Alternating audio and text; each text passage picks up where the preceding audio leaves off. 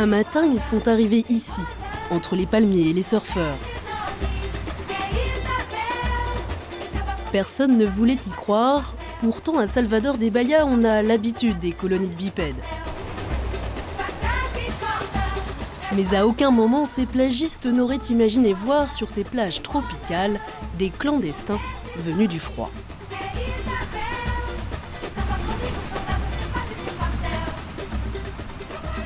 Ils sont arrivés vivants, mais épuisés et fatigués. Moi, j'en ai pris quelques-uns. Ah oui, pourquoi faire ? Pour les vendre, les tuer, les manger. Ils étaient vraiment nombreux sur toute la côte de l'État de Bahia. C'est bizarre, vous trouvez pas ? C'est bizarre, oui. C'était sur toutes les télés. Ils disaient que si vous en trouviez un sur la plage, il ne fallait surtout pas les mettre dans un congélateur. Mais il valait mieux appeler les autorités pour qu'on vienne le chercher. Un nombre impressionnant de manchots sont venus s'échouer sur les côtes brésiliennes. Un phénomène qui inquiète les scientifiques. La nouvelle fait l'ouverture de tous les JT. Des manchots de Patagonie à Salvador de Bahia, il y a de quoi perdre le nord. Certains d'ailleurs n'ont pas supporté ce voyage de près de 10 000 km.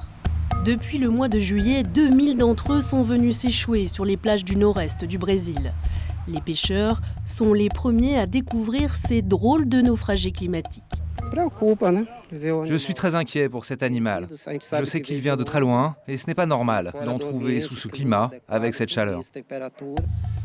L'armée et les autorités locales doivent alors récupérer ces étranges visiteurs, parfois directement chez les habitants. Tous ces animaux sont alors transportés en urgence dans le centre des mammifères aquatiques de Salvador.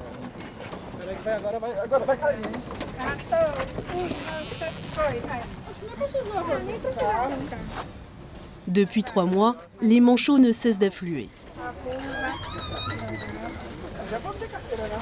L'équipe de scientifiques et de vétérinaires accueille ce matin un nouvel arrivage sous le regard des haras, pas franchement habitués à côtoyer des oiseaux polaires. Depuis 3 mois, Sheila Serra, la biologiste qui gère le centre, a recueilli près de 1600 manchots. Je n'en ai jamais vu une telle quantité au nord du pays, dans un climat aussi chaud. Je n'aurais jamais cru ça possible. On tient des registres depuis les années 70 et autant de manchots, c'est vraiment la première fois. Le centre était en construction, il a fallu tout improviser. Des tentes pour s'abriter du soleil et des piscines d'eau froide, l'Institut marin a pris des airs de véritables camps de réfugiés.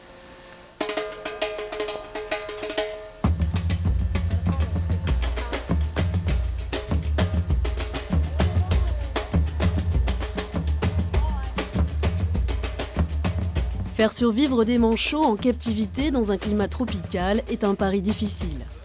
Pour éviter que leur température n'augmente, douche obligatoire pour tout le monde, au moins 4 fois par jour.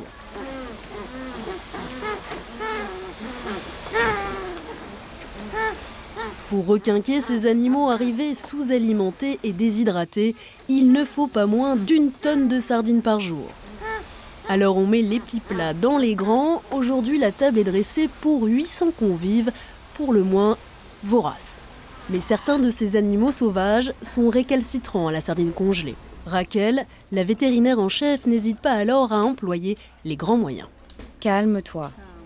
Calme-toi. Comme ils ne sont pas habitués à se nourrir avec des proies mortes, parfois ils les régurgitent. Cet animal-là ne veut pas de poisson mort. Alors on lui donne une purée de poisson avec des pommes de terre. En plus, on lui met des vitamines spéciales pour les manchots.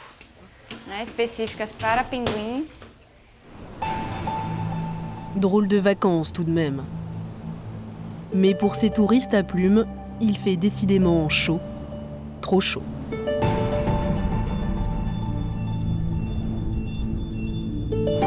Normalement, tous vivent ici, dans les déserts glacés de Patagonie.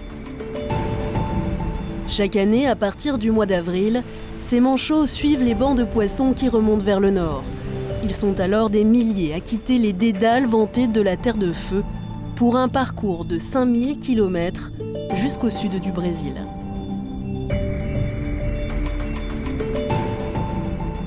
Mais cette année, ils sont remontés bien plus loin, presque jusqu'à l'équateur.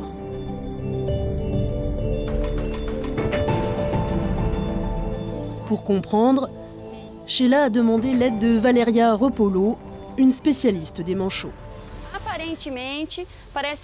Apparemment, les manchots ont migré en empruntant le courant froid des Malouines. Normalement, ils font demi-tour quand ils rencontrent le courant chaud du Brésil.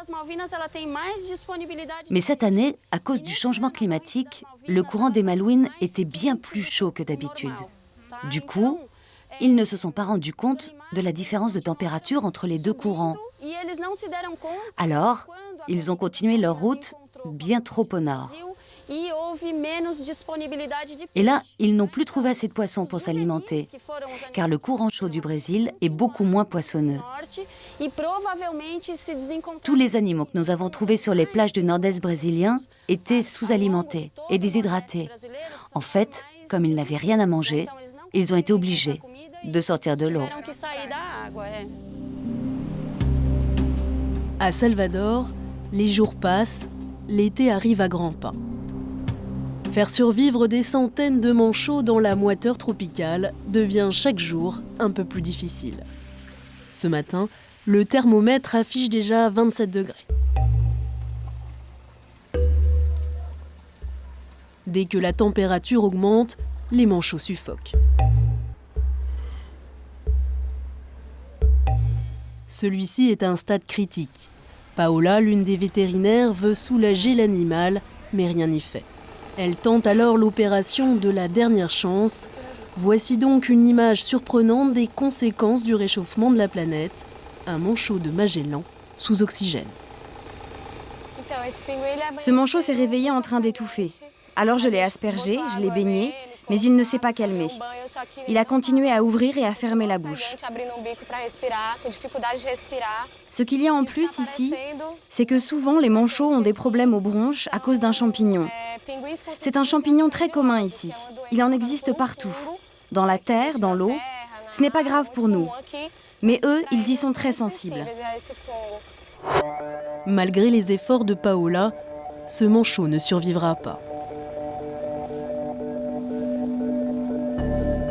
Depuis leur arrivée au centre, près de la moitié des manchots n'a pas survécu. Champignons tropicaux, mais aussi malaria, moustiques, autant de maladies tropicales qui menacent ces oiseaux habitués à un climat hivernal. Une course contre la montre s'engage alors. Il faut rapatrier en avion au plus vite ces réfugiés climatiques, avec en guise de passeport ces bagues métalliques qui attesteront de leur escale brésilienne. Seuls les plus vaillants feront partie du voyage. Valeria procède à la sélection. La bouche, c'est impeccable. Ça, c'est le jaune, numéro 002. Les pattes, c'est pas mal. Là, un note pour celui-là, tout va bien. Bonne condition générale. Je ressens un soulagement pour les animaux. La captivité pour eux, c'est beaucoup de stress. Maintenant qu'on les a remis sur pied, ils vont pouvoir rentrer chez eux. C'est vraiment ce qui pouvait arriver de mieux. Ultime vérification avant embarquement, le plumage. L'avion ne les emmènera qu'à la frontière sud du Brésil. De là, ils devront nager pour rejoindre le bon courant qui les mènera jusqu'à la Patagonie. Cet animal est parfait. Ce que nous sommes en train de faire, c'est de voir s'il est imperméable. En fait, il ne faut jamais voir la peau. C'est pour ça qu'il faut regarder ses plumes par-dessous. Mais celui-ci est complètement sec, il peut y aller. Il est minuit. C'est parti pour une étrange exfiltration.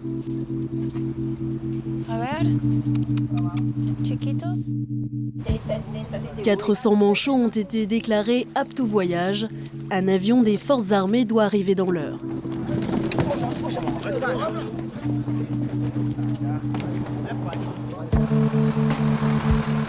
L'opération doit aller au plus vite pour éviter d'amplifier le stress des animaux.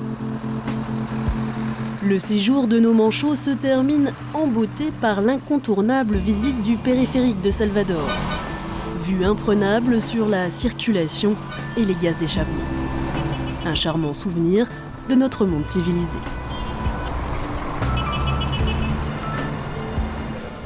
Enfin, on y est arrivé. Maintenant, on va bien voir ce qui va se passer.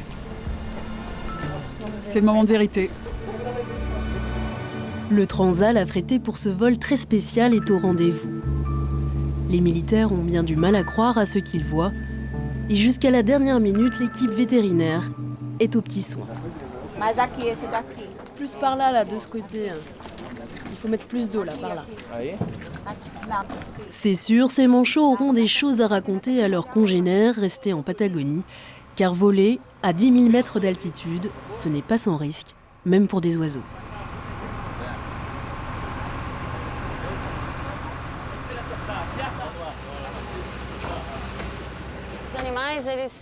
Les manchots ont un système respiratoire très sensible. Dans l'avion, il y a de l'air conditionné et ça, ce n'est vraiment pas bon pour eux. Ça peut provoquer une inflammation des bronches. Ils peuvent développer une mycose profonde qui peut les tuer.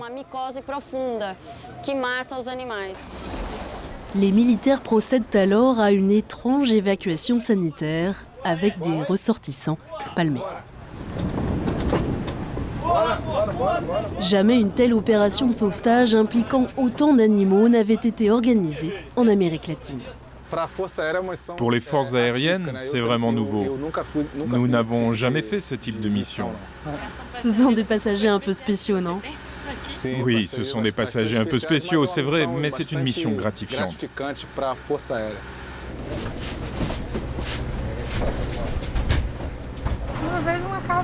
Moi, vous savez, je vois ça comme une chose nécessaire. Ils n'ont pas demandé à être là. C'est donc à nous de réparer ça. C'est nous qui avons tout chamboulé dans la nature. Alors, si on peut les aider, c'est bien la moindre des choses. Cette opération exceptionnelle, financée par un grand groupe pétrolier brésilien et par l'État, aura coûté près de 100 000 €. Peut-être le prix à payer pour que tout revienne dans l'ordre.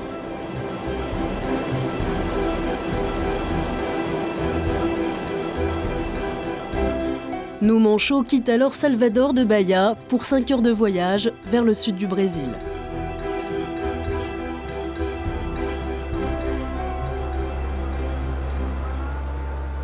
À bord, cette mission très spéciale ne perturbe pas franchement les pilotes. Priorité à la telenovela du soir.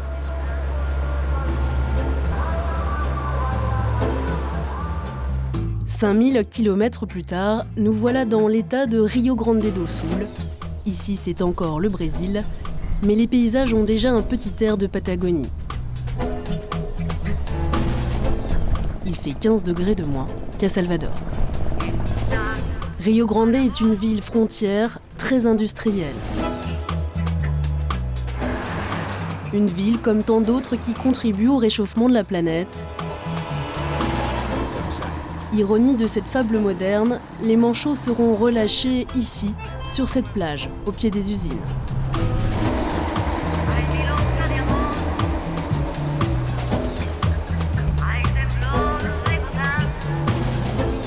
Pour l'équipe de Salvador, c'est un grand jour. Voilà 3 mois que nuit et jour, ces scientifiques brésiliens s'acharnent à sauver ces manchots de Magellan.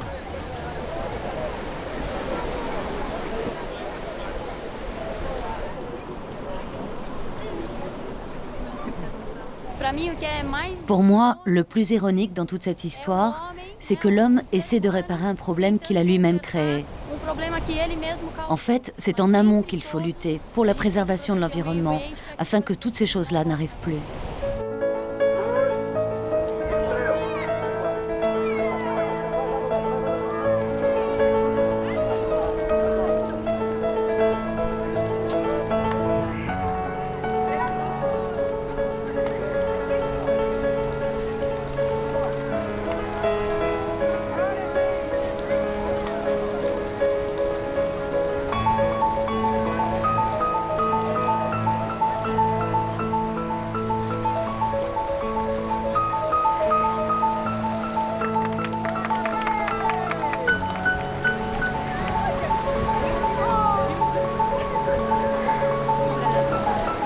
On est heureux, on est émus.